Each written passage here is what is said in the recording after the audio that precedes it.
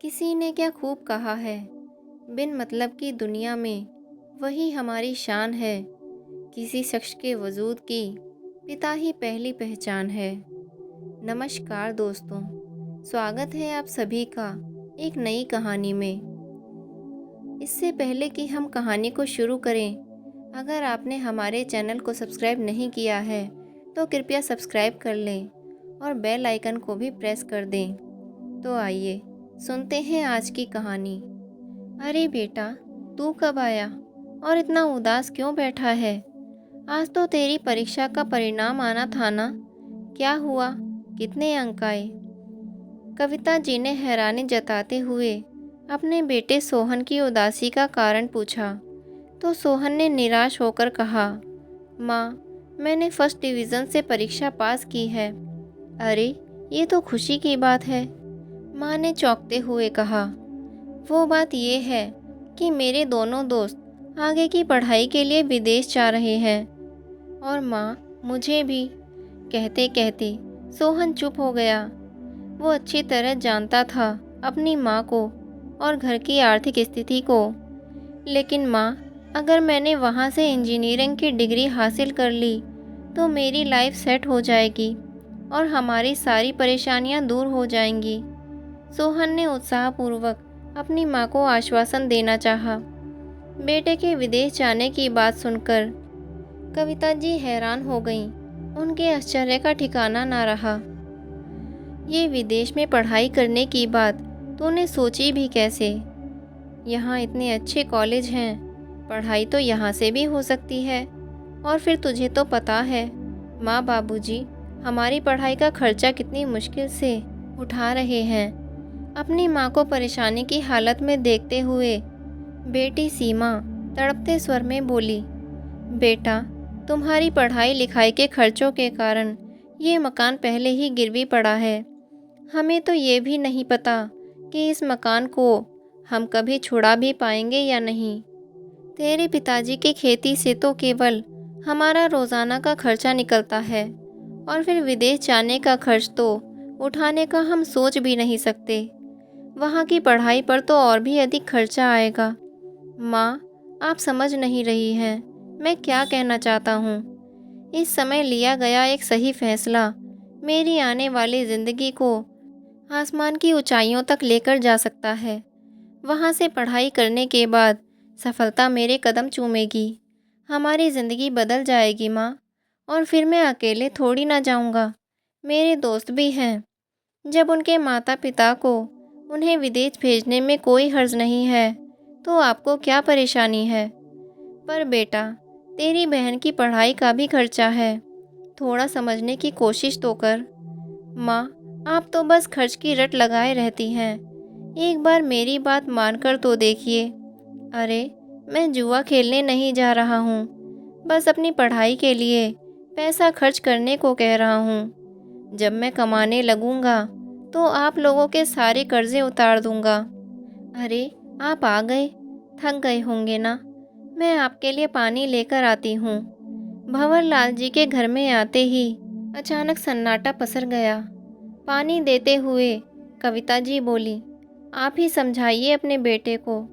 इसके साथ अब और बहस करना मेरे बस की बात नहीं है। पिताजी, अगर मैं अपनी ज़िंदगी में कुछ करना चाहता हूँ, इस मध्यम वर्गीय स्तर से ऊपर उठना चाहता हूँ, तो इसमें हर्ज ही क्या है? अब मैं अपनी खुशियों को और मारकर जीना नहीं चाहता। मेरी भी कुछ इच्छाएं हैं जिन्हें मैं पूरा करना चाहता हूँ। बेटा, तो किसने मना किया है? साफ साफ बताओ, क्या कहना चाहते हो? विदेश में पढ़ाई करने की जिद किए बैठा है आपका लाडला। मैं पूछती हूँ, आखिर इतना पैसा आएगा कहाँ से? भंवरलाल जी को ये बात सुनकर कुछ हैरानी हुई, लेकिन फिर बात संभालने की कोशिश करते हुए बोले, कविता, हमारा बेटा बड़ा हो रहा है, हर बात पर डांटना ठीक नहीं है। तुम जाओ, मेरे लिए चाय बनाओ, मैं इसे समझाता हूँ। बेटा, तुम्हें पता है हमारी आर्थिक स्थिति कुछ ठीक नहीं है। अपने पुरखों का ये घर गिरवी रखकर तुम दोनों बच्चों को अच्छे स्कूल में पढ़ाया लिखाया है। हमने सोचा था फिर कमा लेंगे और घर छुड़ा लेंगे। लेकिन वो दिन आज तक नहीं आया। सुबह से लेकर रात तक मैं खेती के काम संभालता हूँ। सारा दिन मेरे कपड़े मिट्टी में सने रहते हैं, लेकिन मैंने आज तक तुम्हें अपनी पढ़ाई छोड़कर मेरे काम में मदद करने को नहीं कहा, ताकि पढ़ाई से तुम्हारा ध्यान ना हटे। लेकिन इसका मतलब ये तो नहीं कि तुम जो चाहे फरमाइश करो और हम पूरी करते रहें। और फिर 5 साल बाद तुम्हारी बहन की भी तो शादी करनी है। तो मैंने कब मना किया पिताजी? बस मेरी एक इच्छा पूरी कर दो। नौकरी लगते ही मैं आपको पैसा भेजना शुरू कर दूंगा और उससे आपका सारा कर्जा भी उतर जाएगा और आप सीमा की शादी धूमधाम से कीजिएगा। श्रीमती जी, मुझे आज अपने बेटे की बात जायज़ लग रही है। अगर वो अपनी और हमारी ज़िंदगी संवारना चाहता है तो इसमें हमें कोई एतराज़ नहीं होना चाहिए। मेज़ पर चाय रखते हुए कविता जी से भंवर लाल जी ने कहा, लेकिन उसे विदेश भेजने का और वहाँ पढ़ाई करवाने का जो खर्च आएगा वो हम कहाँ से भरेंगे? ये सोचा है आपने? उसका भी इंतज़ाम हो जाएगा।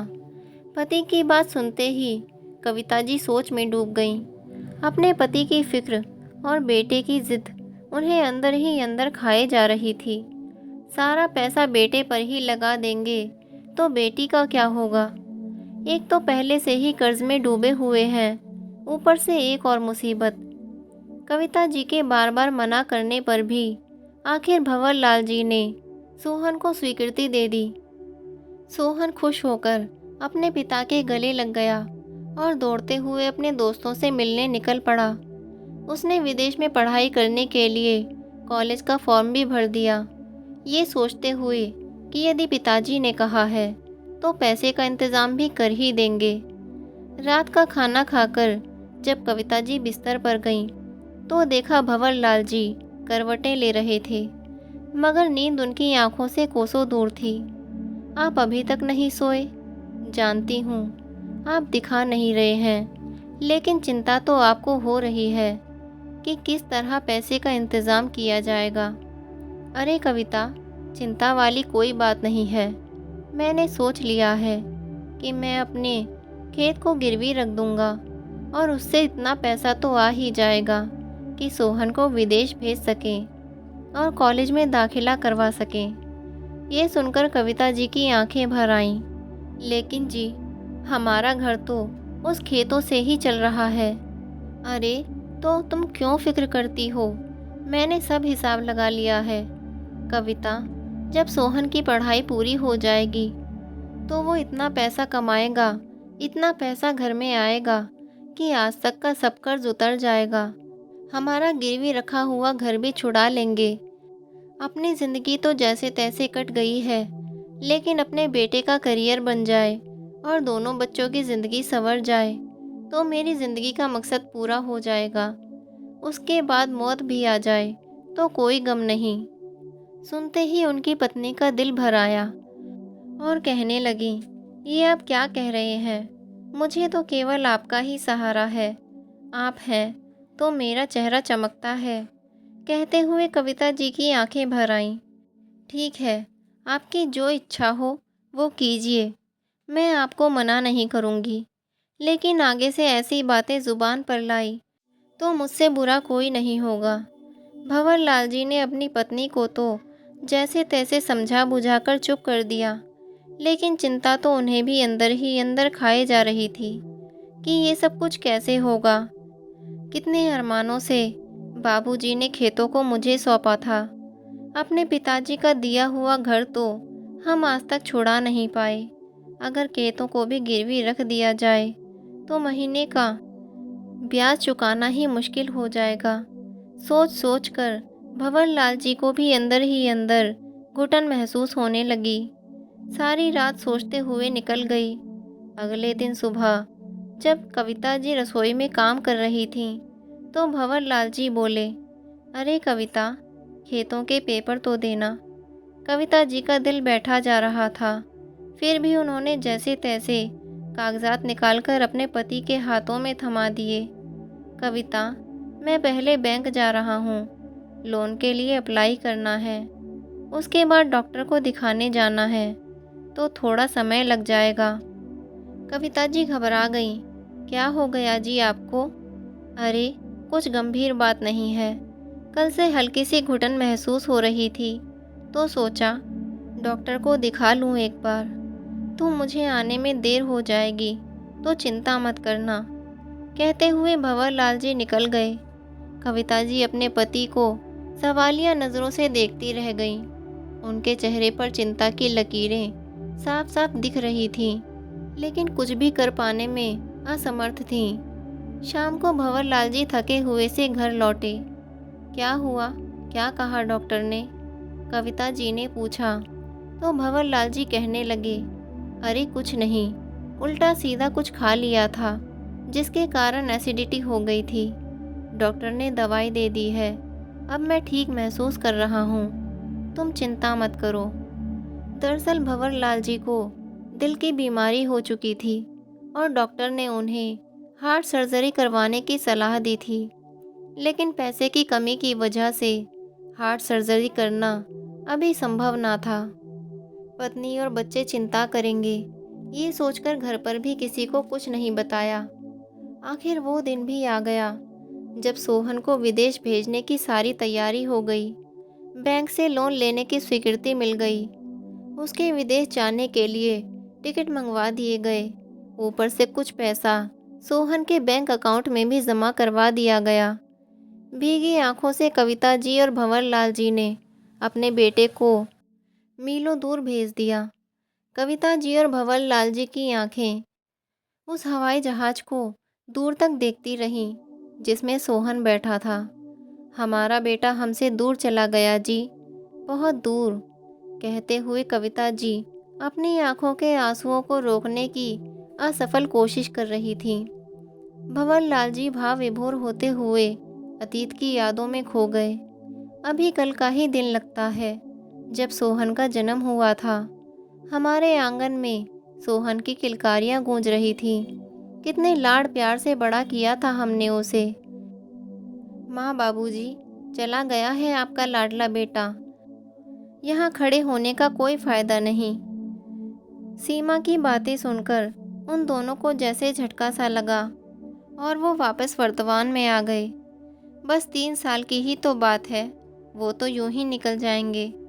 सीमा ने अपने माँ पिताजी की आंसुओं से भरी आंखें देखते हुए उन्हें दिलासा देने की कोशिश की। कुछ दिनों बाद फ़ोन की घंटी बजी। सोहन का फ़ोन आया है। बात करो अपने लाडले बेटे से। तू ठीक तो है ना? खाना तो ठीक से खाता है ना? अपनी तबीयत का ख्याल रखना।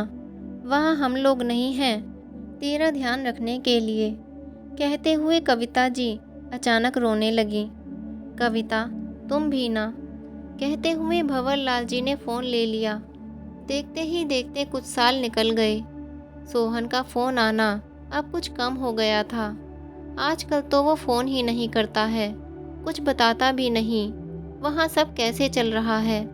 कविता जी चिंता भरे स्वर में ही बोल रही थी कि उसी समय सोहन का फ़ोन आ गया। माँ, मुझे नौकरी मिल गई है, बहुत बड़ी कंपनी है और भी बहुत कुछ अच्छा दे रही है। कुछ ही महीनों में हमारी सारी परेशानियां दूर हो जाएंगी। ये सुनकर माँ और पिताजी की खुशी का ठिकाना ना रहा। पिताजी तो पूरे मोहल्ले में मिठाई बांटने के लिए वहाँ से चले गए, लेकिन कविता जी को अपने बेटे से दूरी बर्दाश्त नहीं हो रही थी। बेटा, पढ़ाई तो तेरी हो गई है, तो फिर अब यहीं आकर नौकरी करना। अब तो तुझे यहाँ भी नौकरी मिल जाएगी। लेकिन माँ, जो तनख्वाह मुझे यहाँ मिल रही है वो अपने देश में नहीं मिल पाएगी। मुझे कुछ समय यहीं रहकर नौकरी करनी पड़ेगी। चलो, कुछ उम्मीद तो जागी कि अब हमारा मकान और खेत सब कर्ज से छूट जाएगा। कविता जी ने राहत भरी सांस लेते हुए फ़ोन रख दिया। उसके बाद कुछ महीने बीत गए और भंवरलाल जी की तबीयत भी थोड़ी बिगड़ी जा रही थी। डॉक्टर को दिखाएं तो डॉक्टर ने तुरंत सर्जरी करवाने की सलाह दी, लेकिन भंवरलाल जी ने ये सोचकर सर्जरी को अभी टाल दिया कि जब बेटा पैसे भेजेगा तो कुछ सोचेंगे। लेकिन सोहन का तो फ़ोन ही नहीं आया। अरे कविता, तुम्हारे बेटे का फ़ोन आए कितने दिन हो गए हैं, अब तो फ़ोन ही नहीं आता है उसका। जी, थोड़ी देर पहले ही लगाया था, पर उठाया नहीं उसने, अपने काम में व्यस्त होगा शायद। कविता जी जानती थीं कि बैंक की किस्त चुकाने का समय नज़दीक आ रहा है और पैसा बिल्कुल खत्म हो चुका है, इसलिए चिंता की गहराती हुई लकीरों को साफ साफ देख पा रही थीं अपने पति के चेहरे पर। अजी, वो मैं कह रही थी कि मेरे कुछ गहने पड़े हैं, अब पुराने डिज़ाइन के हो चुके हैं, मैं उन्हें पहनती भी नहीं हूँ और मुझे कुछ खास पसंद भी नहीं। आप ऐसा कीजिए, उन्हें बेच दीजिए। वैसे भी सोहन की नौकरी तो हो ही गई है, उसके शादी पर नए गहने बनवा लूँगी। भंवरलाल जी का दिल तो पहले ही बैठा जा रहा था, अब कविता जी के इस प्रस्ताव ने उन्हें और बेचैनी में डाल दिया।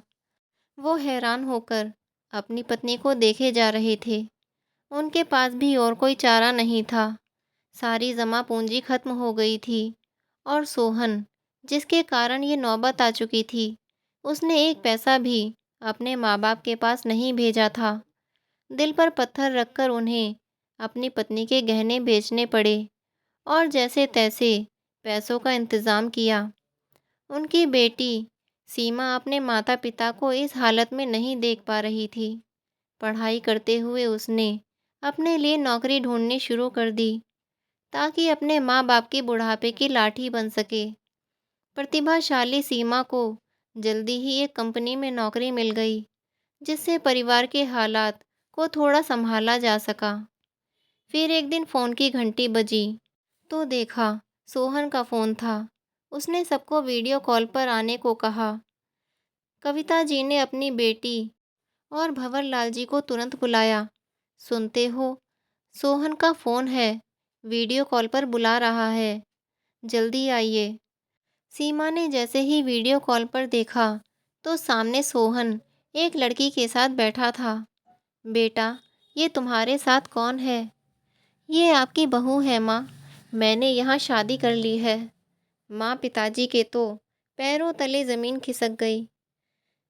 कविता जी चक्कर खाकर गिरने ही वाली थीं कि जैसे तैसे खुद को संभालते हुए बोली, शादी? ऐसे कैसे शादी कर ली? हमें बताया तक नहीं। कितने सपने, कितने अरमान थे तेरी शादी को लेकर हमारे, कि अच्छी सी लड़की देखकर तुम्हारी शादी करेंगे। एक झटके में पानी फेर दिया सारे अरमानों पर। माँ, आप भी क्या बात कर रही हैं? मैं अब आपके पास वापस नहीं आ पाऊँगा, इसलिए यहीं घर खरीद कर शादी कर ली है मैंने। भंवरलाल जी के दिल को जैसे ज़ोर का झटका लगा। अपनी दवाई खाने के लिए वो कमरे में चले गए। बेटे का जवाब सुनते ही कविता जी के आंसू बह निकले। सीमा ने उन्हें जैसे तैसे संभाला और कमरे में लेकर आई। सामने देखा तो भंवरलाल जी हैरानी से उन्हें ही देख रहे थे। आप चिंता मत कीजिए, बस अपनी तबीयत का ध्यान रखिए। आप सुन रहे हैं ना मैं क्या कह रही हूँ? भंवरलाल जी तो बस एकटक उन्हें ही निहार रहे थे। कविता जी बार बार आग्रह करते हुए जैसे ही उनके हाथ को पकड़ने लगीं, लेकिन उनका हाथ ठंडा पड़ा हुआ था, उनमें जान ही नहीं थी। उनके सिर पर तो जैसे आसमान टूट पड़ा। उनके दुख का कोई ठिकाना ही नहीं रहा। बेटा तो पहले ही घर छोड़कर जा चुका था, अब आप भी, कहते हुए कविता जी बेबस होकर फूट फूट कर रोने लगीं। उधर पिता के निधन की खबर सुनकर सोहन अगले दिन की फ्लाइट से अपने घर वापस आ गया और आकर देखा कि पिता को मुखाग्नि उसकी बहन सीमा के द्वारा दी जा चुकी थी। ये सब देखकर सोहन अपने घुटनों पर बैठ गया। अब उसे अपनी भूल का एहसास हो रहा था। भाई, पिताजी तो तेरा इंतज़ार करते करते चले गए, और ज़रा देख माँ की तरफ, कैसे बेजान पड़ी हुई हैं। और तू तो ऐसा पत्थर दिल निकला कि, कहते हुए सीमा की रुलाई फूट पड़ी। माँ कहाँ है? सोहन ने पूछा तो देखा एक कोने में निढाल सी पड़ी थी बेचारी। देखते ही माँ से गले मिलने को दौड़ा, लेकिन ये क्या, माँ भी पिता के गम में निष्प्राण हो चुकी थी। वो भी इस दुनिया को छोड़कर जा चुकी थी। सोहन फूट फूट कर रोने लगा। आज सोहन को अपने किए पर पछतावा हो रहा था, लेकिन बहुत देर हो चुकी थी। दोस्तों, माँ बाप अपने बच्चों के लिए क्या कुछ नहीं करते। उनकी हर जिद के लिए अपना सब कुछ लुटा देते हैं, अपनी सारी खुशियाँ उन पर कुर्बान कर देते हैं। लेकिन वही बच्चे बड़े होकर जब अपने पैरों पर खड़े हो जाते हैं तो अपनी जिम्मेदारी से भागने लगते हैं। वो क्यों भूल जाते हैं ये बात कि माता पिता के चरणों में ही स्वर्ग है। सही कहा गया है, हमारे माता पिता का हमारे जीवन में होना ही सबसे बड़ा आशीर्वाद है। इसलिए माता पिता के दर्द को नज़रअंदाज ना करें, क्योंकि जब वो हमसे बहुत दूर हो जाते हैं तो रेशमी तकियों पर भी नींद नहीं आती। तो दोस्तों, ये थी हमारी आज की कहानी। आपको ये कहानी कैसी लगी? लाइक और कमेंट करके ज़रूर बताएं। मिलते हैं एक नई कहानी के साथ। धन्यवाद।